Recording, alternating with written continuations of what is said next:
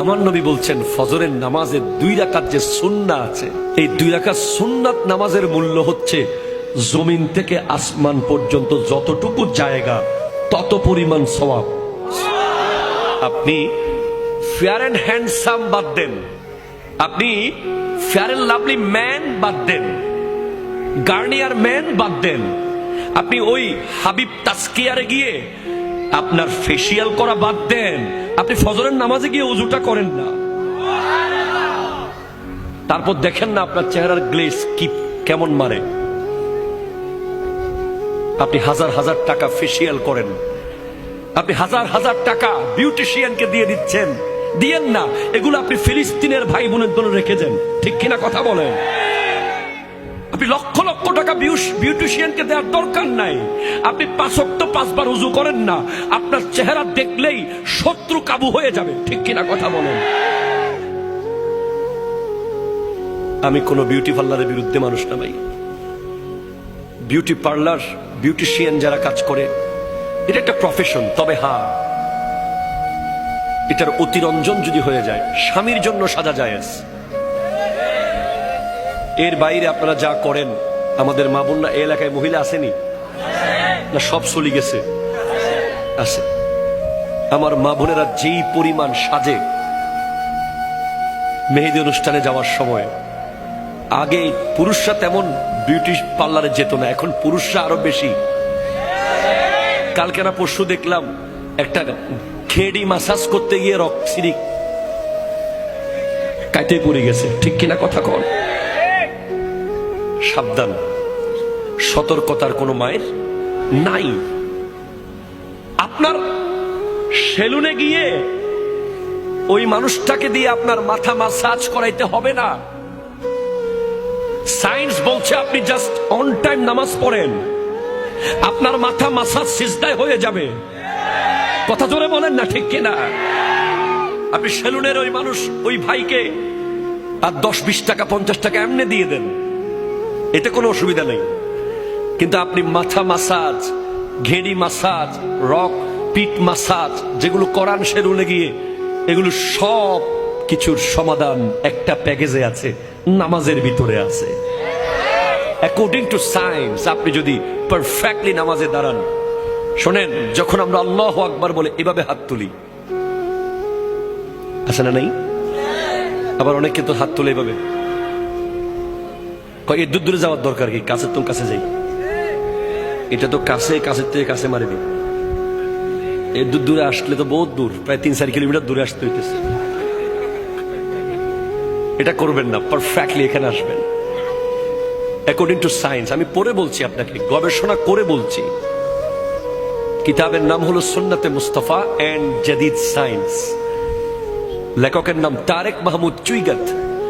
উনি গবেষণা করে লিখছেন, বিশ্বের কিছু অনেকগুলো বিজ্ঞানী গবেষণা করেছে নামাজ নিয়ে।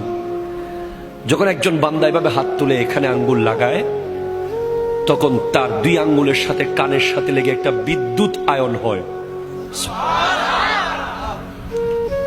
এবং এসে যখন নাভিতে হাতটা রাখে, নাভিতে পুরুষ হাত বাঁধা, এটা বিজ্ঞানসম্মত। গোটা শরীরের অসংখ্য সেল যেগুলো অলরেডি ঝিমিয়ে গেছে, ঘুমিয়ে গেছে সেল, এখানে আমাদের শরীরে লক্ষ কোটি সেল আছে। নামাজে যখন আপনি আল্লাহু আকবার বলে নাভিতে হাত রাখবেন, পুরুষরা সাথে সাথে গোটা শরীরের হাজার হাজার লক্ষ লক্ষ ঘুমন্ত সেল অ্যাক্টিভ হয়ে যাবে। আর যখন আপনি শুরু করে দেবেন আলহামদুলিল্লাহি রাব্বিল আলামিন আর রহমানির রহিম মালিকি ইয়াউমিদ্দিন إياك نعبد وإياك نستعين اهدنا الصراط المستقيم صراط الذين أنعمت عليهم غير المغضوب عليهم ولا الضالين।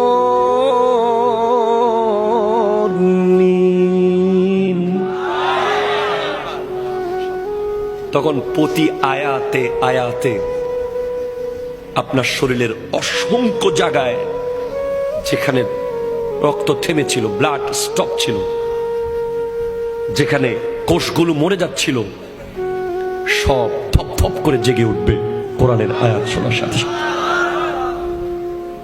এজন্য যে সমস্ত মা বোনেরা নামাজ পড়ে ওদের সন্তান, আর যে সমস্ত মা বোনেরা নামাজ পড়ে না ওদের সন্তান, দুই সন্তানের মধ্যে আকাশ আর পাতাল বেশ কম থাকবে।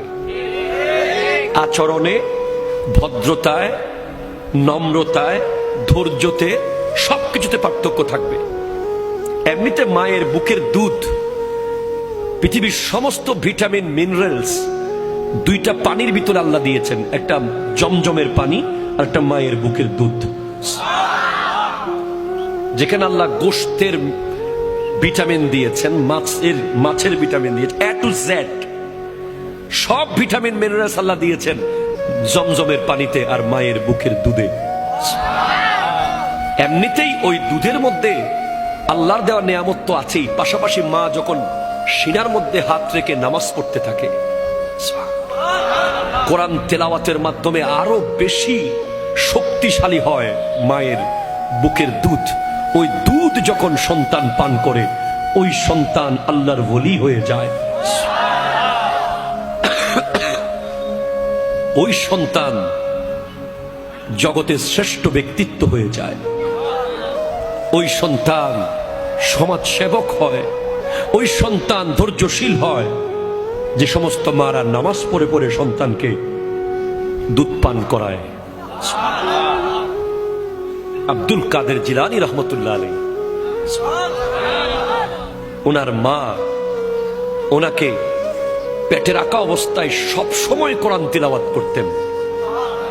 দুনিয়াতে আসার পরেও কোরআন তিলাওয়াত করতেন বলে আব্দুল কাদের জিলানী রহমতুল্লাহ আলাইহির একটা স্পেশালিটি হলো উনি মায়ের পেটে সেহেরি খেয়েছেন, দুনিয়াতে এসে ইফতার করেছেন।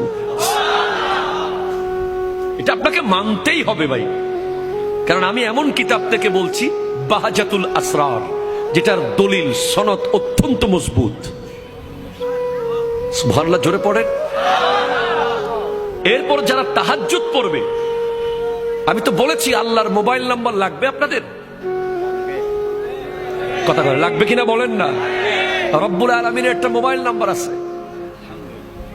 আমাদের কওমি ঘরানার এক হুজুরের মুখে আমি শুনেছি, আমার খুব ভালো লেগেছে কথাটা।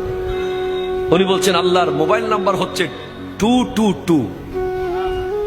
বলে কেমনে? রাতের 2টা বাজে 2 রাকাত তাহাজ্জুদ, 2 ফোঁটা চোখের পানি। রাতের 2টা বাজে 2 রাকাত তাহাজ্জুদ, 2 ফোঁটা চোখের পানি। আল্লাহর সাথে আপনার কথা শুরু হয়ে যাবে। আরে ভাই, আপনি যদি আমার বছরে একবার ফোন দেন, আমি কি চিনবো আপনাকে? চিনবো না ভাই, বিশ্বাস করেন, চিনবো না, কষ্ট হবে। অ্যাক্সেস রোড দিয়ে এসে একটা বড় দোকান ছিল, নাম ছিল নিউ ফুডস কর্নার। ওই দোকান বরাবর যে মাঠ, মাঠের এক কোনায় 10-12 জন স্মার্ট যুবক ভাই ওয়াজ শুনতেছিল। এইভাবে করে আপনাকে বুঝাইতে হবে আমাকে, তখন আমি চিনবো। আর যদি আপনি আমারে মাসে একবার ফোন দেন, আমি তখন ফোন দেওয়ার সাথে সাথে মোটামুটি চিনে যাব। যদি সপ্তাহে একবার ফোন দেন, আমি লাইন কেটে ব্যাক করব। যদি ডেলি একবার ফোন দেন, আমি বলবো দোস্ত তুই দাঁড়া, আমি আসতেছি। ঠিক কিনা কথা বলেন? দুনিয়ার নিয়ম। আপনি আল্লাহর সাথে ফজরে 4 রাকাত পড়েছেন, জোহরে 12 রাকাত পড়েছেন, আসরে 8 রাকাত পড়েছেন, মাগরিবে 7 রাকাত পড়েছেন, এশায় 15 রাকাত পড়েছেন। সম্পর্ক কাছে যাচ্ছে। রাত্রে দেখবেন আপনি ঘুমাইতে পারতেছেন না, ছট করে উঠে গেছেন 3টা বাজে, কে যেন আপনাকে ডাকছে। তাহাজ্জুদ পড়েছেন, বলেন আল্লাহ কি আপনাকে ওলি না বানিয়ে রাখবে? আয় বান্দা, আর থাকিস না, বন্ধু হয়ে যা। অ্যাকর্ডিং টু সায়েন্স, সমাজের যে নেতা হবে, কি হবে? জোরে কয় না, কি হবে? মসজিদের যিনি সভাপতি হবে, এলাকার মহল্লার যিনি সর্দার হবে, যিনি দেশের শাসক, সমাজের শাসক, ইউনিয়নের শাসক, জেলার শাসক, উপজেলার শাসক, অ্যাকর্ডিং টু সায়েন্স তাকে তাহাজ্জুদ গুজার বান্দা হওয়া উচিত, ঠিক কিনা বলেন? তাহাজ্জুদ নিয়ে গবেষণা করেছে আমেরিকার একদল বিজ্ঞানী। তারা বলছে এটা কি সিস্টেম, রাতের মাঝরাতে ঘুম থেকে উঠে যাওয়া, এটা কি শরীরের জন্য কোনোভাবে ভালো হতে পারে? তখন তারা এক দলকে ঘুম পাড়িয়ে রেখেছে আর এক দলকে ঘুম থেকে তুলে দিয়েছে তাহাজ্জুদের টাইমে, দুইটা দল।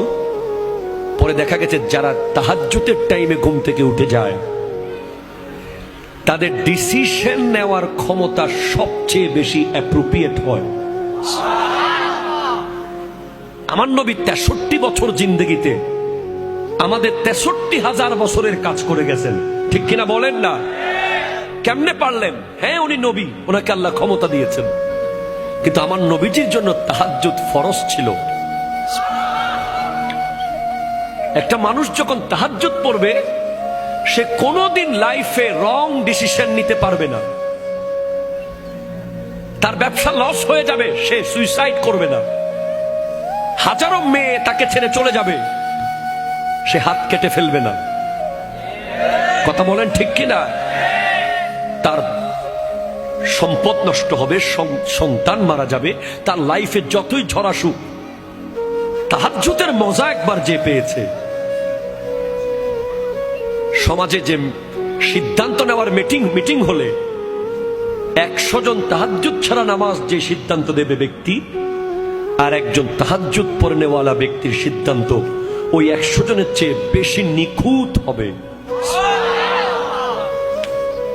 আমাদের সমাজে এখন লিডার যারা হয় তারা তো তাহাজ্জুদ তো দূরের কথা, কথা কয় না, ঠিক কিনা? কথা কয় না। এজন্য নেতৃত্বে যারা থাকবে তাদের তাহাজ্জুদ পড়া দরকার, যাতে তারা সিদ্ধান্ত দেওয়ার সময় জনগণের কল্যাণে, দেশের কল্যাণে, সমাজের কল্যাণে সিদ্ধান্ত দিতে পারে, ঠিক কিনা? কথা বলেন। নামাজ আপনি পড়ছেন না, আপনি নামাজ পড়ছেন না, আমি অবাক হয়ে যাচ্ছি। আপনি নামাজ কেমনে পড়ছেন না? আপনি কি জানেন না একটা সিজদা না করার অপরাধে কি শাস্তি পেয়েছে শয়তান? কয়টা সিজদা? জোরে কর না, কয়টা? তাও আল্লাহকে না, আল্লাহর নবী আদম আলাইহিস সালামকে। একটা সিজদা করে নাই, অহংকার করেছে, বিনিময়ে জান্নাত থেকে আল্লাহ বের করে দিয়েছে তাকে। কিয়ামত পর্যন্ত লানত প্রাপ্ত শয়তান। পৃথিবীর এমন কোন জায়গা নাই যেখানে সে সিজদা করে নাই আল্লাহকে, কিন্তু আল্লাহর কথা মতো একটা সিজদা না করার অপরাধে যদি সে এমন শাস্তির শিকার হয়, আপনি তো জানেন না প্রতিদিন 17 রাকাত হচ্ছে ফরজ নামাজ, 17 দুগুণ 34টা সিজদা। এগুলো কাকে করতে বলা হচ্ছে? আল্লাহ নিজেকে করতে বলছেন। হাইয়া আলাস সালাহ, হাইয়া আলাল ফালাহ। হ্যাঁ বলছে, হ্যাঁ বলছে, আজকেও বলেছে। হ্যাঁ, আজকে 17ই নভেম্বর অনেক ব্যবসায়ী এখানে আছে। ওই ওষুধের দোকানে যিনি ব্যবসা করেছেন ভালো করেছেন, কুলিং কর্নারে যিনি ব্যবসা করেছেন ভালো করেছেন, অনেকেই ব্যবসা করেছেন ভালো করেছেন। তবে আরেক দল ব্যবসায়ী এখানে আছে যারা আল্লাহর সাথে ব্যবসা করেছে, 17ই নভেম্বর ফুল লাভবান হয়েছে, এক বিন্দু লস করে নাই। ফজর পড়েছে, জোহর পড়েছে, আসর পড়েছে, মাগরিব পড়েছে, এশা পড়েছে, নফল পড়েছে, সুন্নাহ পড়েছে, আখিরাতের লাগেজে অনেক কিছু প্রবেশ করিয়েছে। আর যারা শেষ করে দিয়েছে, পড়ে নাই, খোদা কি কসম, কিয়ামতের আগে আর কোনোদিন আজকের 17ই নভেম্বর ফেরত আসবে না। যুবক ফেরত আনতে পারবা না আজকের ফজরের নামাজ, আর কোনোদিন ফেরত আনতে পারবা না। সারা জিন্দেগি সিজদা করলেও আজকের ফজরের নামাজের অন টাইম পড়ার যে নিয়ামত, এটা তুমি আর কোনোদিন পাবা না, কোনোদিন পাবা না। নবীজির সাহাবারা যদি এক ওয়াক্ত নামাজ জামাত ছুটে যেত, আরে সিদ্দিক আকবর যখন নামাজে দাঁড়াতেন, পাখি এসে বসে পাখি বিশ্রাম করে চলে যেত। পাখি কনফিউজ হয়ে যেত, উনি কি মানুষ না গাছ? সিদ্দিক আকবর রাদিয়াল্লাহু তাআলা আনহু একদিন মন খারাপ করেছে, মন খারাপ। আমার নবী জিজ্ঞেস করছেন, আবু বকর তোমার মন খারাপ কেন? বলে তোমার তো প্রথম তাকবীর মনে হয় ছুটে গেছে নামাজে। সিদ্দিক আকবরের জীবনে কোনো রেকর্ড নাই যে ইমামের পিছে উনি প্রথম তাকবীর ছেড়েছেন, এমন কোন রেকর্ড নাই। কখনো গিয়ে রুকুতে গেছেন জামাতে, কখনো সিজদাতে, এমন রেকর্ড নাই। ওনার লাইফে প্রত্যেকটা নামাজ উনি ইমামের সাথে সাথেই নামাজের নিয়ত করেছেন। বলে ইয়া রাসূলুল্লাহ, আমার 40টা ওঠ হারিয়ে গেছে, কিন্তু নবী আমার কাছে নামাজের প্রথম তাকবীরের মূল্য হলো গোটা পৃথিবী পরিমাণ ওট যদি আমাকে মালিক বানিয়ে দেয়া হয়। আমাকে যদি কেউ বলে তুমি নামাজে 1 মিনিট পরে যাও, 1 মিনিট পর, 1 মিনিট পরে গেলে তোমার সমস্ত ওটগুলো বেঁচে থাকবে, আর 1 মিনিট আগে নামাজে গেলে তোমার ওটগুলো সব তুমি হারিয়ে ফেলবে। আমি আবু বকর পৃথিবী পরিমাণ ওট হারাতে রাজি, ইমামের পেছনে প্রথম তাকবীর আমি ছাড়তে রাজি না। আপনি জানেন, আপনি হাসতেছেন এখনো, আপনি এখনো গল্প করছেন। আপনি কি জানেন জীবনটা কি? আপনি জানেন না আসলে। আমার নবীজি বলেছেন, আমি যা জানি তোমরা যদি তা জানতে তোমরা কোনো দিন হাসতে না। হ্যাঁ, হযরত রবি বিন হুসাইন একজন তাবেঈ, উনি উনার ঘরের বেডরুমে কবর করেছেন। কবর বেডরুমে। পৃথিবীর কোন পাগল বেডরুমে কবর করবে? একটা রুমের ভাড়া কত টাকা? আমরা তো শহরে ঘর বানানোর সময় জানাজার লাশ বের হওয়ার জন্য জায়গাও রাখি না। কোরবানির পশুটা জবাই করি হাইওয়ে রোডে। আমরা মুসলমান। আর আল্লাহর নবীর কলিজার টুকরা সাহাবাদেরকে যারা দেখেছেন, তাবেঈনদের একজন রবি বিন হুসাইন, উনি ওনার ঘরের বেডরুমে কবর করেছেন। কেন জানেন? এই শুনেন, 1 মিনিটের জন্য কখনো যদি আল্লাহর ধ্যান থেকে ওনার মন দুনিয়ার দিকে আসতো, উনি সাথে সাথে ওই কবরে ঢুকে যেতেন। ঢুকে গিয়ে উপরে দরজা বন্ধ করে দিতেন, বন্ধ করে ঘন্টার পর ঘন্টা কবরে শুয়ে শুয়ে কান্না করতেন। যখন মনে হতো যে আল্লাহ বোধহয় এবার মাফ করেছে, কি উনি সুদ খান নাই, ঘুষ খান নাই, জুলুম করেন নাই, মিথ্যা বলেন নাই, গীবত করেন নাই, শুধু 1 মিনিটের জন্য দুনিয়ার দিকে মন গেছে, উনি কবরে ঢুকে গেছেন। ওনাকে জিজ্ঞেস করা হয়েছে, তোমাকে এরকম আখিরাতের প্রতি ভয়, কে কে তোমাকে এমন আখিরাত মুখী করলো? উনি বলছেন, কামারের দোকান। আমি রবি যখন কামারের দোকানের পাশ দিয়ে যাচ্ছিলাম, আমি দেখছিলাম বড় বড় লোহার কদ্দা আগুনে গলে যাচ্ছে। তখন আমি ভাবলাম, লোহা যদি দুনিয়ার আগুনে জ্বলে পুড়ে গলে যায়, আমার হাতের চামড়া তো অনেক নরম, আমি জাহান্নামের আগুনে কিভাবে জ্বলবো? আপনি কি জাহান্নামের আগুন সম্পর্কে জানেন? হাদিসে পাকে আছে, জাহান্নামের আগুন 3000 বছর ধরে জ্বলছে। 3 ঘন্টা আগুন লাগলে এখানে সব ছাই হয়ে যাবে। কন্টিনিউ 3 ঘন্টা যদি আগুন কন্টিনিউ থাকে, আর জাহান্নামের আগুন 3000 বছর ধরে জ্বলছে, কিয়ামতের মাঠে জাহান্নামের আগুন দৌড় মারবে। জাহান্নাম চিৎকার করবে, আল্লাহ আমার খানা দাও, বেনামাজিদেরকে দাও। গাই, জাহান্নামে একটা গর্ত আছে, গাই গাই, ওই গর্তের নাম গাইয়ুন। ওই গর্ত বেনামাজিদের দিকে দৌড় দেবে, দৌড় দেবে। 70,000 ফেরেশতা শিকল দিয়ে ধরে রাখবে ওই জাহান্নামকে টেনে। তখন জাহান্নাম ঠান্ডা হবে একটা জিনিস দিয়ে, সেটা হচ্ছে নামাজি বান্দাদের চোখের পানি। যারা নামাজ শেষে মোনাজাতে চোখের পানি ফেলে, ওই পানিগুলো যদিও টাইলসে পড়ে যায় মনে করেন না, ওগুলো আল্লাহ রিজার্ভ ফান্ডে রেখে দেন। ওই পানিগুলো এভাবে জাহান্নামকে ছিটিয়ে দেওয়া হবে। জাহান্নাম মুহূর্তের মধ্যে ঠান্ডা হয়ে যাবে। নামাজের কত মূল্য হলে হযরতে ফাতেমাতুজ জাহরা রাদিয়াল্লাহু তাআলা আনহা আমার নবীজির কন্যা একটা সিজদা করতেন তাহাজ্জুদের ফজর হয়ে যেত।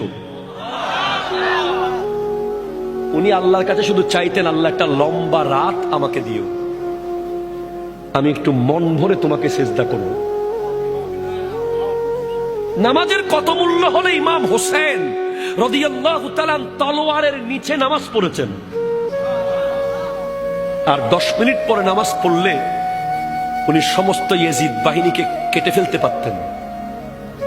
কিন্তু না, যেই তলোয়ার গাজর মূলার মতো কাটতেছিল ইয়াজিদিদেরকে, সেই তলোয়ার হঠাৎ থেমে গেল মসজিদের আজানে।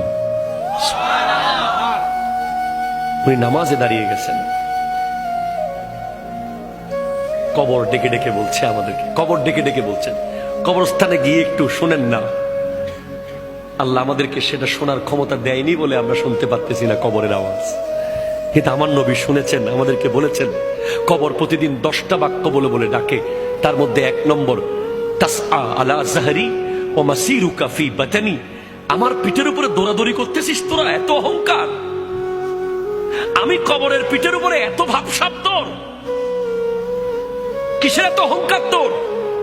ওয়া মাসিরুকা ফি বাতানি, কালকে আমার পেটে তুই আসবি, কালকে। ঠিক কিনা কথা বলেন না? কালকে আসবি আমার পেটে তুই, কবর বলছে। 2, ওয়াত্তাসআ আলা জাহরি ওয়া তুআজ্জাবা ফি বাতানি। আমার পিঠের উপরে গুনাহ করছিস, আমার পেটে তোকে আসতে হবে। কবর বলছে ওয়াতানদিমু আলা জাহরি, আমার পিঠের উপরে হাসি ঠাট্টা মজাক করছিস। ওয়াতাবকি ফি বাতানি, আমার পেটে তোকে কাঁদতে হবে। হ্যাঁ, জি, না না না, মুসলমানের ছেলেকে আল্লাহ হাসতে বানায় নাই। মুসলমানের ছেলে এক লাইন অযথা কথা বলতে পারে না। কোরআন বলেছে ডাক্তার সফল বলেনি, কোরআন ইঞ্জিনিয়ার সফল কোরআন বলেনি, পলিটিশিয়ান সফল কোরআন বলেনি, ব্যারিস্টার সফল কোরআন বলেনি। কোরআন বলছে কাদ আফলাহাল মুমিনুন, মুমিনরাই সফল, মুমিনরাই সফল, মুমিনরাই সফল। ঠিক কিনা বলেন না? কোরআন বলে নাই বাড়িওয়ালারা সফল, কোরআন বলে নাই গাড়িওয়ালারা সফল, কোরআন বলে নাই পিএইচডিরা সফল, কোরআন বলে নাই অমুক সফল। কোরআন বলেছে কাদ আফলাহাল মুমিনুন, মুমিনরাই সফল। মুমিন কে? কে মুমিন? আল্লাযীনা হুম ফি সালাতিহিম খাশিউন, যারা হৃদয় দিয়ে নামাজ পড়ে, যারা কলিজা দিয়ে নামাজ পড়ে, নামাজে গেলে দুনিয়ার কথা যারা ভুলে যায়। ওয়াল্লাযীনা হুম আনিল লাগযি মুরিদুন, যারা এক লাইন অযথা কথা বলে না। ওয়াল্লাযীনা হুম লিযাকাতি ফাইলুন, যারা জাস্ট টাইম যাকাত দিয়ে দেয়। ওয়াল্লাযীনা হুম লিফুরুজিহিম হাফিজুন, যারা লজ্জাস্থানকে হেফাজত করে। জীবনের মহামূল্যবান সময় চলে গেছে। মুসলমানের ছেলেরা যেন নামাজ পড়তে না পারে, এজন্য সমস্ত রকমের আয়োজন করে রেখেছে ইহুদি খ্রিস্টানরা। ঠিক কিনা কথা বলেন? মুসলমানের ছেলে যেন নামাজ পড়তে না পারে, এজন্য নেইমার আর ক্রিস্টিয়ানো রোনালদোকে কিনেছে সৌদি আরব। ঠিক কিনা কথা ধরে বলেন? আজকের সৌদি আরবের নিউজ দেখেন আপনারা। রিয়াদে কাবা ঘরকে স্ক্রিনের মধ্যে রেখে বেগানা নারী নাচতেছে। মুসলমানের ছেলেকে ধ্বংস করে দেওয়ার জন্য প্রতিদিন গেম তৈরি হচ্ছে, প্রতিদিন সফটওয়্যার তৈরি হচ্ছে, প্রতিদিন ব্যাটিং সাইট তৈরি হচ্ছে, প্রতিদিন প্রতিদিন কিছু না কিছু হচ্ছে। মুসলমানের ছেলেকে মসজিদ থেকে গলা ধাক্কা দিয়ে বের করতে হবে না, একটা জিন্সের প্যান্ট মুসলমানের ছেলেকে বের করে ফেলেছে মসজিদ থেকে। হ্যাঁ, আমার কথা বিশ্বাস না হলে আপনি গবেষণা করেন না। যেদিন থেকে জিন্সের প্যান্ট এসেছে সেদিন থেকে শত শত যুবক নামাজ থেকে দূরে চলে গেছে। কেন? কারণ ওই প্যান্ট পরে সে বসতে পারে না, ঠিকভাবে প্রস্রাব করতে পারে না, পরে বলে হুজুর আমার প্যান্টের সমস্যা। আপনি তো বুঝেন নাই সেটা। মুসলমানের ছেলেকে ট্রিট দেওয়া হয়েছে, ট্রিট। পাশ করেছিস, ট্রিট দে। বিয়ে করেছিস ট্রিট দে, ফলো হইছে ট্রিট দে। ট্রিট করতে এসেছে, ট্রিট কোথায় পাইলা তোমরা? ইসলাম তো ট্রিটকে দেয় না, ইসলাম ফাতেহা দিয়েছে, ঠিক কিনা বলেন না? একটা যুবক যাচ্ছে ট্রিটে, একটা যুবক যাচ্ছে ফাতেহাতে। বিশাল পার্থক্য হয়ে যাবে। যে ট্রিটে যাবে তার ফ্যান থাকবে সিরা,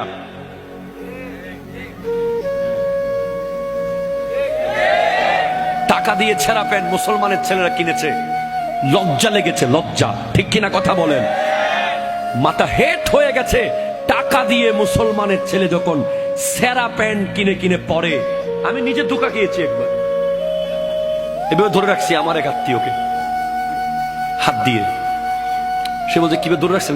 তোমার প্যান্ট ছিঁড়ে গেছে, তাড়াতাড়ি যাও, বাসায় গিয়ে চেঞ্জ করে আসো। বলে না না না, এটা তো ফ্যাশন। কি করবেন বলেন? আজকে মুসলমানের ছেলের দরকার ছিল ফিলিস্তিনে গিয়ে যুদ্ধ করা, ঠিক কিনা কথা বলেন? আজকে দরকার ছিল সালাউদ্দিন আইয়ুবের উত্তরসূরি হয়ে ওই ভারতে আমার নবীর বিরুদ্ধে যখন কথা বলেছে, ওই হিন্দু পুরোহিত মুসলমান যুবকরা সব মুম্বাইয়ে একসাথে হয়েছে। সেদিন সাংবাদিক জিজ্ঞেস করেছিল, আপকা ঘর कैसे चल रहा है, आपका संसार कैसे चल रहा है, आपका बाल बच्चा कैसे चल रहा है, आप सब तो मुंबई में आ गया। তখন এক মুসলমান যুবক বলেছিল, भाई नबी के आगे कोई बिजनेस नहीं है, नबी के आगे कोई माँ बाप नहीं है, नबी के आगे कोई बच्चा नहीं है, नबी हमारा जान से भी प्यारा है। মোবাইলের চার্জ চলে গেলে যতটুকু টেনশন আপনি করেন, নামাজ ছেড়ে দিলে ততটুকু টেনশন করেন না কেন? কথা বলেন ঠিক কিনা? ফেসবুক লক হয়ে গেলে আপনার টেনশনে খাবার দাবার বন্ধ হয়ে যায়। আপনি আবার নবীর সামনে দাঁড়াতে পারবেন? আপনি আল্লাহর সামনে কেমনে দাঁড়াবেন? আল্লাহ তো আপনার পক্ষে গিয়ে ফেরেশতাদের বিরুদ্ধে গিয়েছিল। আল্লাহ বলছেন, ইন্নী জাইলুন ফিল আরদে খলিফা, আমি জমিনে আমার খলিফা বানাবো, মানুষ বানাবো। ফেরেশতারা বলছে, আতাজালু ফিহা মান ইউফসিদু ফিহা ওয়া ইয়াসফিকু দিমা, আপনি কাদেরকে বানাবেন যারা জমিনে গিয়ে মারামারি কাটাকাটি করবে তাদেরকে? আল্লাহ বলছেন, না, ইন্নী আ'লামু মা লা তা'লামুন, আমি যা জানি তোমরা তা জানো না। তো আজকের দিনে আপনি যদি বেহায়াপনা করেন, আপনি রং তামাশা করেন, আপনি ইহুদিদের মতো যদি চুল কাটেন, কথা জোরে বলেন ঠিক কিনা? চুলের এদিকে ঘষা মারা, এদিকে আগা মারা, ওইদিকে মাথা মেরে দেওয়া, আনারস কাট, এগুলো মুসলমানের চুল নয়, এগুলো ইহুদিদের চুল। কথা বলেন ঠিক কিনা? হাত তুলে বলেন ঠিক কিনা বলেন। আপনি আগে মাথার চুল ঠিক করেন, তারপর ফিলিস্তিনের পক্ষে কথা বলেন। আপনার আপাদে মস্তক আপনি চেক করেন, ইহুদিদের কি কি আপনার ভিতরে ঢুকে গেছে। আপনি যে নেইমার আর মেসিকে নিয়ে শত শত দিন বন্ধুর সাথে তর্ক করেছেন, সেই নেইমার আজকে কোথায়? সৌদি আরবে। আপনার আমার ফিলিস্তিনের ভাই বোনদের টাকা, আপনার আমার টাকা, তেলের টাকা, আল্লাহর দেওয়া টাকা, সেই টাকা আজকে নেইমারকে 5 স্টার হোটেলে রেখে সৌদি আরবকে ফুটবল শেখানো হচ্ছে। বিনিময়ে কি পেলাম? ফুটবলের মধ্যে এখন কালিমা। আপনি ইন্টারনেটে সার্চ করেন, মেড ইন চায়না ফুটবল বানাচ্ছে, শত শত বল যেখানে সৌদি আরবের পতাকা লাগানো আছে, লা ইলাহা ইল্লাল্লাহু মুহাম্মাদুর রাসূলুল্লাহ। ফুটবল তো আপনি জানেন লাঠির জিনিস, ঠিক কিনা? আর তর্ক করবেন আপনি? আপনি যেভাবে বন্ধু নিয়ে চিপস, কোক, স্প্রাইট, চনাচুর নিয়ে যেভাবে বিশাল এলইডি টিভিতে ফুটবল কোপা আমেরিকার ফাইনাল দেখতে বসেছিলেন, সেভাবে যদি একবার নিজের ঘরে কোরআন তেলাওয়াত করতে বসতেন, আপনি ওলি আল্লাহ হয়ে যেতেন, ঠিক কিনা? কথা বলেন। বসেন নাই, বসেন নাই। আপনাকে আল্লাহ বলবে, শেষ কথা আমার শেষ কথা। আল্লাহ বলবে, তুই ঢাকা যাওয়ার সময় 3 ঘন্টার ভিতরে সব প্রস্তুতি নিতে পেরেছিস, গামছা, লুঙ্গি, ব্রাশ, টুথপেস্ট, টিকেট সব 3 ঘন্টায় রেডি। তুই দুবাই যাওয়ার সময় 3 দিনে সব প্রস্তুতি নিয়েছিস। আর আমি আল্লাহর সামনে আসার জন্য তোকে 90 বছর টাইম দিয়েছিলাম, তোকে 70 বছর টাইম দিয়েছিলাম, তোকে 50 বছর টাইম দিয়েছিলাম, কই তুই এত অগোছালো কেন? কোথায় তোর আমল নামার এই হাল কেন? বাস এই প্রশ্নের উত্তর যেন দিতে পারেন আল্লাহর সামনে। আল্লাহ পাক আমাদেরকে কবুল করুন।